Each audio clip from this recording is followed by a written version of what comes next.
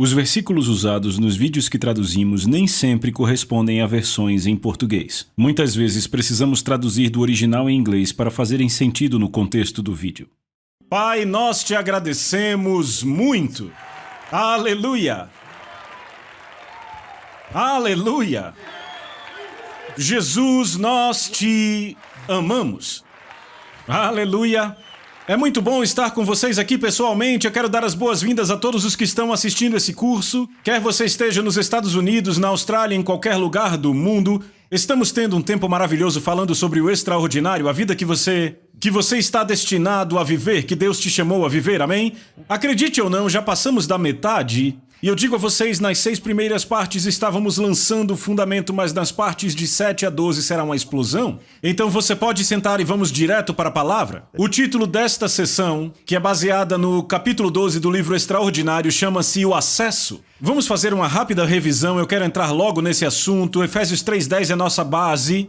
Paulo disse, através de cristãos como vocês, este extraordinário plano de Deus está se tornando conhecido e sendo falado até mesmo entre os anjos. Extraordinário é definido como o que é além do usual, excepcional, que excede a medida comum. Alguns antônimos são comum, normal e usual. Qual é o oposto de extraordinário? Grite aí. Normal é o oposto de extraordinário, então Deus não te chamou para viver uma vida normal, Ele te chamou para uma vida extraordinária. Ou seja, se você é uma dona de casa, uma secretária, um assistente pessoal, se você é uma cabeleireira, Deus te chamou para uma vida extraordinária. Não tem nada a ver com a sua posição, tem tudo a ver com a posição do seu coração. E é disso que estamos falando aqui. Deus não só quer que vivamos extraordinariamente, mas isso o agrada. Não conseguimos agradar a Deus na nossa própria habilidade. A boa notícia, Pedro nos diz em 2 Pedro, capítulo 1, versículo 3, temos tudo o que precisamos para viver uma vida que agrada a Deus. Tudo isso nos foi dado pelo próprio poder de Deus. Ou poderíamos ler assim, nós temos tudo que precisamos para viver uma vida extraordinária. Tudo isso nos foi dado pela graça de Deus. A graça de Deus não apenas perdoa nossos pecados, nem só nos salva da morte eterna, ou nos concede entrada no reino, mas também transmite a natureza divina, nos capacita a vivermos em verdadeira santidade e nos dá poder para trazermos o reino para esse mundo em trevas. Então, onde foi que nos desconectamos? Finalmente chegamos aqui, nós falamos sobre o que é a graça, mas por que é que todos os crentes não estão vivendo o que temos pregado nessas últimas 6 sessões? Por que não estamos vivendo na plenitude do poder desta graça? Bem, com isto em mente, sabe, a pergunta que eu quero fazer é por que tantos cristãos estão vivendo exatamente como viviam antes de serem libertados pela graça de Deus? Por que há tão pouca evidência da graça e do poder? A resposta é encontrada em uma passagem do Novo Testamento, Romanos capítulo 5, versos 1 e 2. Paulo diz, ouçam com atenção a isto.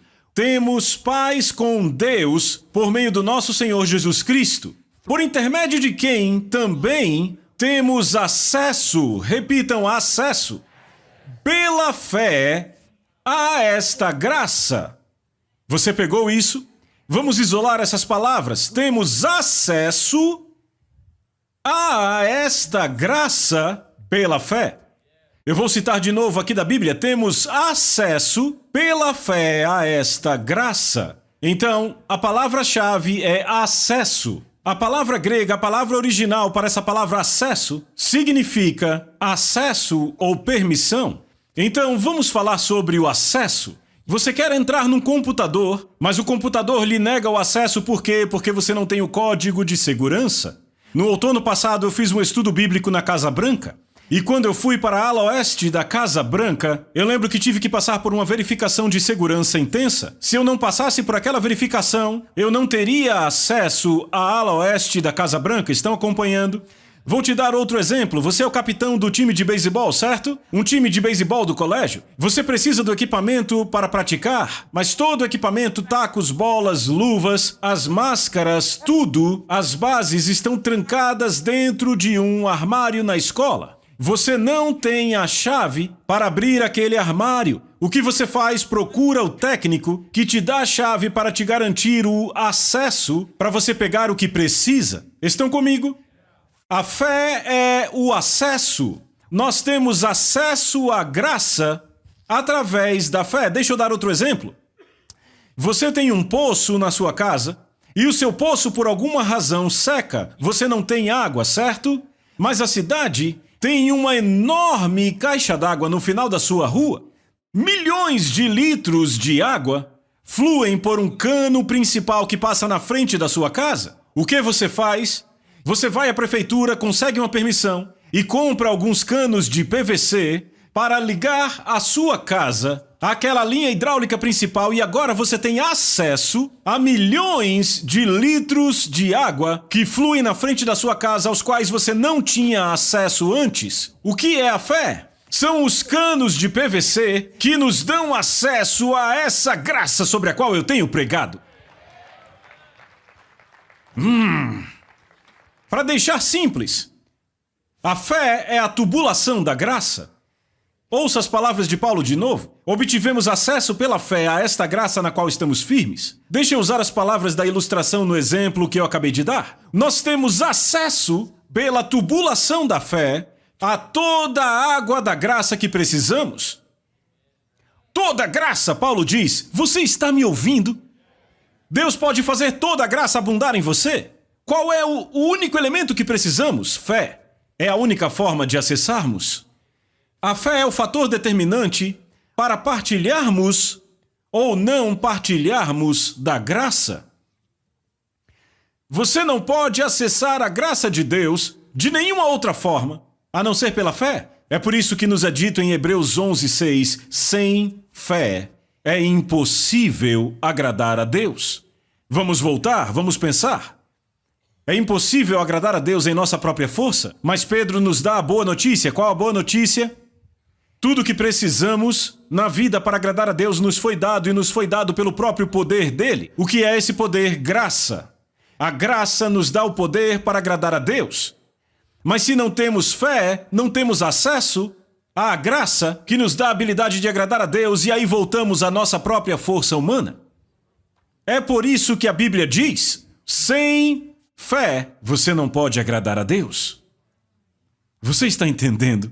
Foi isso que de fato mexeu comigo. Eu realmente acredito que o Espírito Santo usou isso para me levar a escrever. Porque eu estava clamando. Por quê? Estamos vivendo vidas derrotadas? Por que não estamos vivendo como a igreja antiga? E a razão é apenas essa. Você está comigo? Sem fé, a Bíblia ampliada diz que sem fé é impossível. Ouviu a palavra impossível? Agradar e ser satisfatório a Ele, a Deus. Sem fé não há tubulação, portanto não temos acesso à graça que nos capacita a agradar a Deus. Então, é maravilhoso, eu quero falar sobre a palavra da sua graça. Tudo o que é necessário nesta vida está contido na palavra de Deus, certo? Já falamos disso numa sessão anterior. Sabemos disso a partir da última epístola de Pedro, eu vou ler o que já li para vocês. Pelo seu divino poder, graça, nos têm sido doadas todas as coisas, repitam todas as coisas, que conduzem à vida extraordinária. O poder divino dele, graça, nos deu todas as coisas que conduzem à vida extraordinária e à piedade, pelas quais nos têm sido dadas as suas preciosas e muito grandes promessas, para que por elas, por essas promessas, vos torneis coparticipantes da natureza divina, certo? Todas as coisas que conduzem à vida extraordinária são encontradas nas preciosas promessas da palavra, e tudo o que é necessário para uma vida piedosa está resumido a uma palavra, graça. Certo?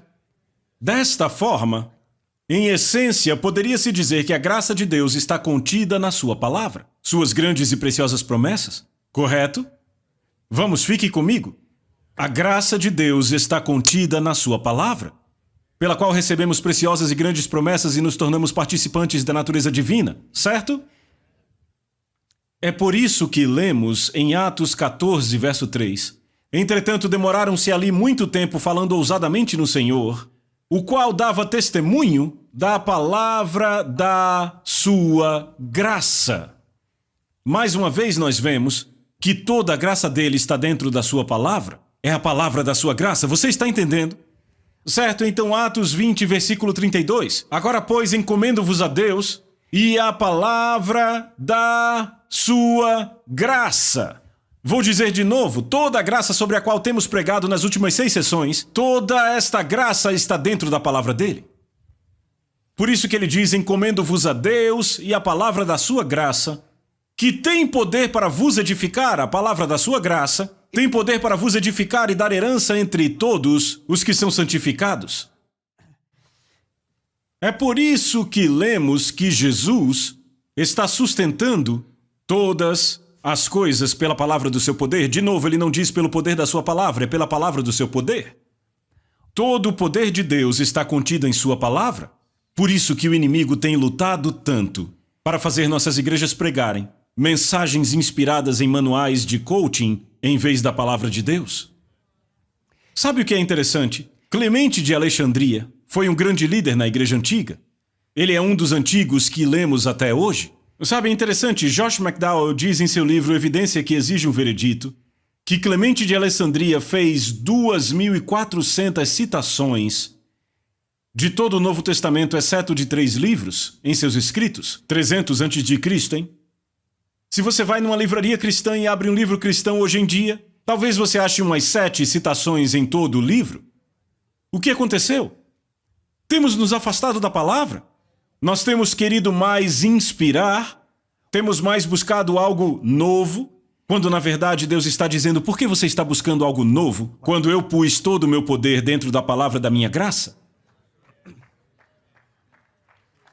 Encomendo-vos a Deus e a palavra da sua graça, que tem poder para vos edificar, é a palavra da sua graça. Você pode dizer amém?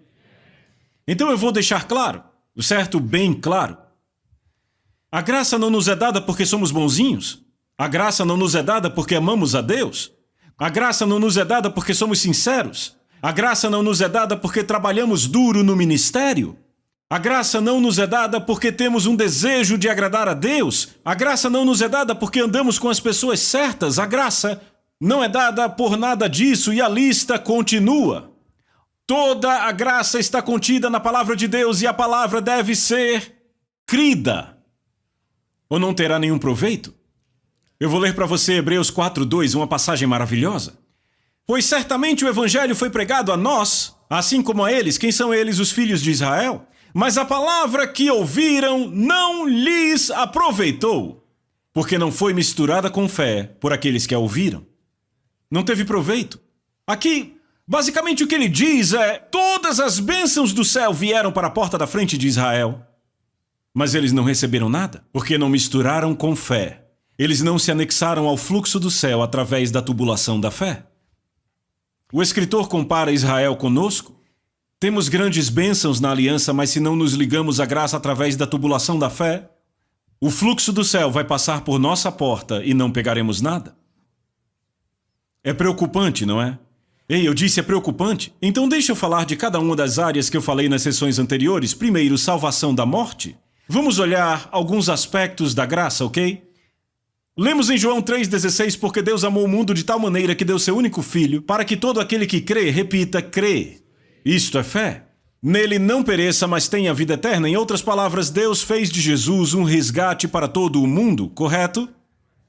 E sabe qual é a vontade de Deus? Que nenhuma pessoa sequer dessa terra se perca. Eu vou ler para você. 2 Pedro 3,9 diz, Deus é paciente porque Ele quer, repitam, Deus quer, que todos se afastem do pecado e que nenhum se perca. Mas sabe qual é a história real? Jesus nos conta. Jesus diz que a maioria da humanidade vai acabar no inferno.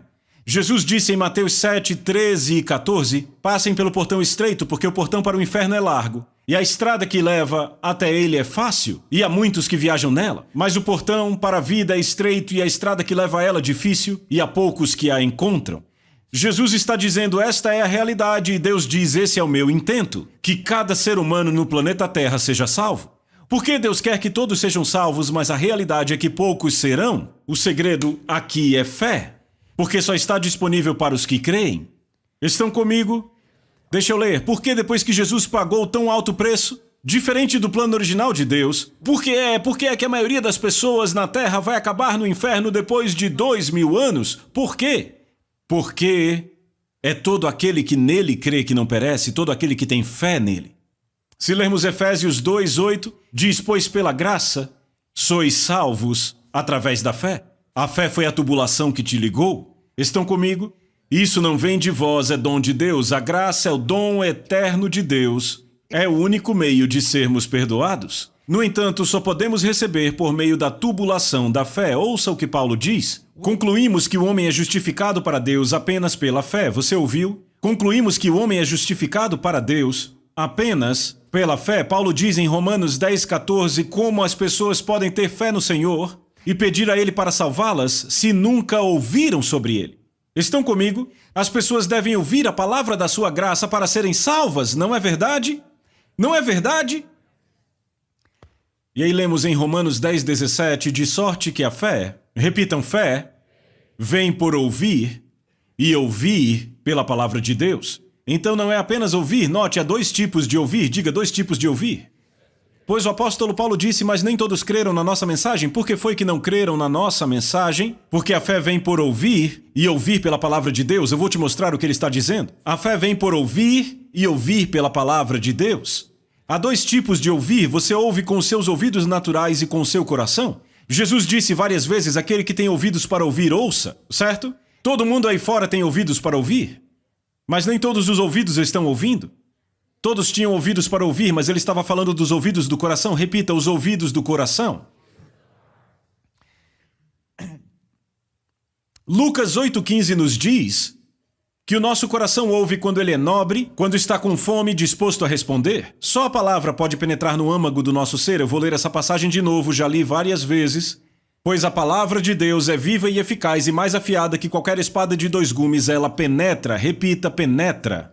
Certo? Ela penetra. E o que significa penetrar é passar através e alcançar o destino desejado. A palavra de Deus tem a habilidade de penetrar em nosso coração, que é onde a fé é gerada. Pois a palavra diz que com o coração o homem crê para ter uma posição justa diante de Deus. Então eu te digo, a fé tem evidência, repita, evidência.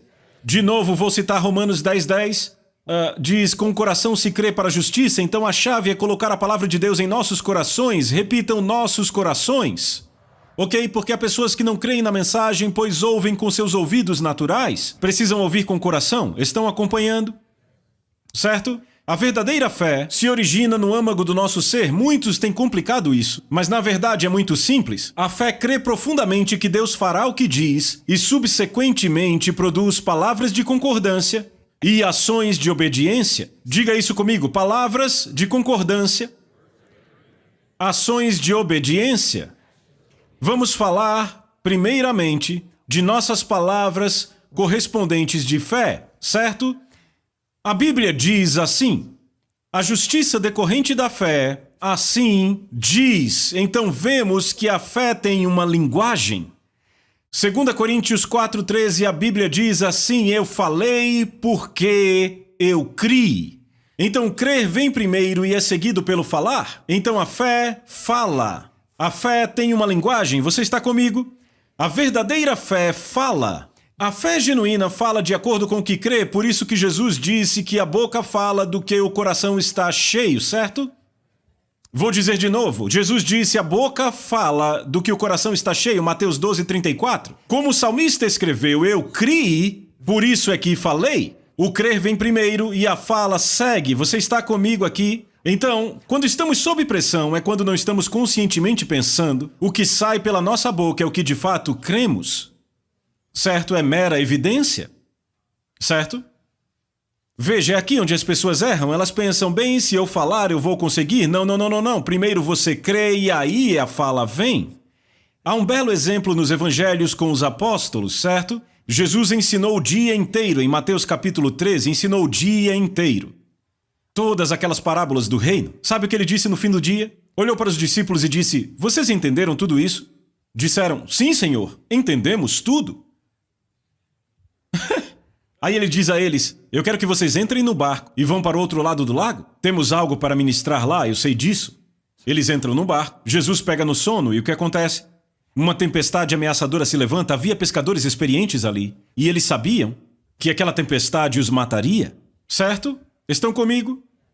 E o que acontece? Marcos 4:38.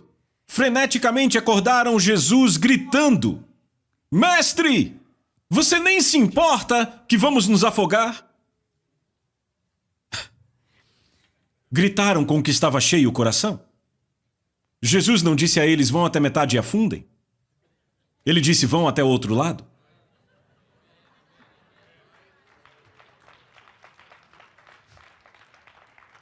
Eles ouviram a sua palavra com seus ouvidos naturais, não ouviram com o coração. E aí Jesus olhou para eles, antes ele olhou para a tempestade e disse a ela, aquieta-te. Olhou para eles e disse, por que estão com tanto medo? Como é que não tendes nenhuma fé? Que pergunta, hein? Como Jesus sabia que não tinham fé? Como ele sabia? Pelas palavras correspondentes pela linguagem que saiu pela boca deles. Não é o que falamos quando tudo está ótimo, quando sabemos a coisa certa a falar na atmosfera da igreja cercados de amigos. O que você diz quando não está pensando conscientemente? Será que você diz a coisa certa? O que diz quando está debaixo de pressão? Esta é a linguagem correspondente da fé. Estão comigo? Aqueles caras não conseguiram acessar a graça necessária para atravessar o mar. A palavra da graça foi falada, entenda, mas não tiveram acesso. Jesus é a palavra que se fez carne. A palavra que se fez carne disse, vão para o outro lado. Não puderam acessar aquele poder da palavra. Todo o poder contido na palavra dele. Não acessaram, por quê? Porque não creram, não tiveram fé. Jesus disse, vocês não têm fé? Estão comigo? Consequentemente, operaram na força humana. Por isso que o acordaram dizendo, vamos morrer. A conclusão aqui é notável. Eles disseram que entendiam e criam em tudo aquilo que Jesus havia falado e em circunstâncias normais aquilo era verdade. Com o sol brilhando bonito, com a água bem calma, somos homens de fé. Mas quando a pressão subiu, o que realmente estava no coração deles veio para fora. Agora vamos falar das ações correspondentes da fé. Com relação aos atos que correspondem à fé, Tiago deixa bem claro. Ele diz, você não pode me mostrar as suas obras sem a sua fé, e eu não posso lhe mostrar a minha fé sem as minhas obras? Que declaração! Deixa eu pôr esse versículo no nosso exemplo da caixa d'água. Você pode passar o dia inteiro na frente da pia da cozinha dizendo, eu estou ligado à fonte de água. Mas a prova definitiva é que, se você abrir aquela torneira e nenhuma água sair da torneira, você não está ligado, querido. Você não pode me mostrar as suas obras sem a sua fé e eu não posso lhe mostrar a minha fé sem as minhas obras? O mesmo vale para a graça e a fé. Você pode declarar repetidamente, eu sou salvo. Eu creio no que você fala. Mas aí Jesus diz, pelos frutos os conhecemos, o que falam quando estão sob pressão. Ouça o que Tiago escreve, ele diz, meus irmãos, que adianta alguém dizer que tem fé se suas ações não provam isto? A fé pode te salvar. Alguém dirá, uma pessoa tem fé, outra tem ações. Minha resposta é, mostre-me como alguém pode ter fé sem ações e eu vou mostrar a minha fé pelas minhas ações. Vocês acreditam que há apenas um Deus? Bom, os demônios acreditam e tremem de medo? Seus tolos, vocês não querem... Ele está falando com crentes. Vocês querem que eu mostre que fé sem ações é inútil? Como seu ancestral Abraão foi justificado com Deus por suas ações? Quando ofereceu seu filho Isaque no altar, vocês veem... A fé e as ações dele trabalharam juntas. A fé dele foi aperfeiçoada por suas ações. Vocês veem, então, que é pelas nossas ações que somos feitos justos diante de Deus e não apenas por nossa fé? Então, como um corpo sem o espírito está morto, também a fé sem as ações está morta. Sabe, Tiago é um livro muito inspirado do Novo Testamento, assim como Gálatas e Romanos. Martinho Lutero queria se livrar dele. Mas eu tenho boas notícias, é um livro inspirado do Novo Testamento. Temos que atentar a essas palavras. Tiago fala de Abrão, que é chamado o pai de todos nós, o pai da fé. Foi prometido a ele um filho e isso levou anos. Deus prometeu a ele um filho quando ele tinha 75, mas levou muito tempo até que ele pudesse de fato crer. E uma vez que ele creu aos 90 anos, Deus disse, certo, agora eu vou mudar o seu nome. Para Abraão, você agora pode se chamar pai de muitas nações. Imagine os amigos dele o que falavam. O homem realmente enlouqueceu, a demência chegou. Ele está chamando a si mesmo. Eu sou pai de multidões, ele não teve nenhum bebê, a sua esposa é estéril todos esses anos. E ele chama a si mesmo pai de multidões? Mas o que aconteceu? Abraão falou o que ele cria, e ele se tornou o que ele falou. Mas a parte do crer veio primeiro. Estão comigo? Vamos ver o que Romanos diz sobre isso. Sempre lemos nas Escrituras, Deus dizendo a Abraão, eu te estabeleço Como pai de muitos povos, Abraão primeiramente foi chamado pai e depois tornou-se um pai porque ousou confiar que Deus faria o que só Deus poderia fazer, ressuscitar os mortos e com uma palavra fazer algo do nada. Quando não havia esperança, repitam esperança. Mesmo assim, Abraão creu, decidindo viver não baseado no que via que não podia fazer, mas no que Deus disse que ele faria. E assim ele foi feito pai de uma multidão de povos. O próprio Deus disse a ele: você vai ter uma grande família, Abraão. Abraão não focou na sua própria impotência e disse: não há esperança. Esse corpo de 100 anos jamais poderia gerar um filho. Ele também não ficou contando as décadas de infertilidade de Sara e desistiu. Ele não ficou andando em volta da promessa de Deus fazendo perguntas céticas cautelosamente. Ele mergulhou na promessa e saiu forte, pronto para Deus, certo de que Deus traria à luz o que havia dito. Eu amo isso. Ele estava certo que Deus traria à luz o que havia dito. Ele não agiu de uma certa forma para convencer a si mesmo e aos outros que tinha fé, não. Primeiro veio a fé, seguida pelas palavras de confiança e os atos correspondentes de fé. Temos que entender isso muito bem, pessoal. Anos depois veio Deus e disse: agora eu quero que você pegue o filho que eu te dei e leve-o para sacrificá-lo. Era isso que Tiago estava especificamente falando sobre Abraão e falando sobre a fé dele. Agora ouça isso, Deus chegou e disse para ele: eu quero que você vá e mate esse filho pelo qual você esperou 25 anos. Vocês entendem como aquilo era difícil? Seria mais fácil para Abraão ter oferecido a própria vida em sacrifício? Não havia nada mais importante para ele do que Isaac, mas sabe o que a Bíblia diz? É maravilhoso. Está lá em Gênesis 22:3, cedo na manhã seguinte, Abraão cortou madeira para o sacrifício, carregou o seu jumento, pegou Isaac e começou a ir para o lugar sobre o qual Deus lhe falou. Cedo na manhã seguinte. É isso que chamamos de ações correspondentes de obediência? Você está entendendo isso? Como ele pôde ser tão rápido para levar à morte o que lhe era tão caro? A resposta está nas palavras dele. Veja o que ele diz, Gênesis 22:4 e 5. No terceiro dia, Abraão viu o lugar de longe. Então disse aos empregados: fiquem aqui com o jumento. Eu e o menino vamos ali adiante adorar a Deus e daqui a pouco nós voltamos. Você ouviu o que ele disse? Nós. Daqui a pouco nós voltamos, não foi eu volto. Ele disse: eu vou lá em cima sacrificá-lo. Ele sabia disso, mas disse: daqui a pouco nós voltamos. Porque ele disse aquilo, o livro de Hebreus nos dá uma ideia do que estava no coração dele. Hebreus 11:17 a 19, Abraão, que havia recebido as promessas de Deus, estava pronto para sacrificar seu único filho Isaque, embora Deus lhe houvesse prometido: Isaque é o filho através de quem seus descendentes serão contados. Abraão presumiu que se Isaque morresse naquele sacrifício, Deus poderia trazê-lo de volta à vida. Por isso que Abraão conseguiu fazer o que fez. Você tem que entender, ele não estava fazendo aquilo para provar aos servos que tinha fé. Ele tinha fé, não havia questões em seu coração. Deus me deu o garoto, ele disse que através do garoto os descendentes viriam. Ele vai ter filhos, assim Deus vai ressuscitá-lo. É isso que ele vai fazer. Caso encerrado, saímos amanhã de manhã. Eu gosto disso. Tiago disse sobre Abraão. Tiago 2:22 a 24. Vejam, ele estava confiando tanto em Deus que estava disposto a fazer tudo o que Deus lhe dissesse. Sua fé se tornou completa pelo que ele fez, por suas ações. Então aconteceu assim como as Escrituras dizem. Abraão creu em Deus e Deus o declarou justo. Ele até foi chamado amigo de Deus. Então vejam, somos justificados por Deus pelo que... Ouçam, pelo que fazemos, não apenas por fé. Deixa eu deixar isso claro para vocês. Eu quero ir para a Austrália. O que eu faço? Eu compro um bilhete aéreo. O que eu faço quando eu compro esse bilhete? Eu entro no avião e, sabe, eu pego no sono. Porque eu sei que vamos pousar em Sydney, Austrália. E alguém pode perguntar: como você sabe que não vai pousar em Hong Kong? Como você sabe que vai chegar até Sydney? Porque eu tenho fé no piloto da companhia aérea. Certo, então qual é a minha ação correspondente? Eu criei, primeiro, que aquele piloto de avião vai me levar até Sydney. Quais minhas ações correspondentes? Eu entro no avião. Veja, quando você sabe que Deus vai cumprir o que ele diz, você entra no avião. Mas tem muita gente: será que vamos pousar? Será que Deus vai me levar mesmo até Sydney? Será que eu vou mesmo? E se eu acabar em Taipei? Isso são ações correspondentes. Estão comigo? Ei, você está aqui? Então veja o que a Bíblia diz. Paulo diz: não é só Abraão, o mesmo acontece conosco. Deus disse: Abraão é o pai da fé. E escreveu isso sobre ele, porque também diz respeito a nós. Agora ouça, a tubulação da fé não é o que buscamos, mas sim a água da graça que flui pela torneira.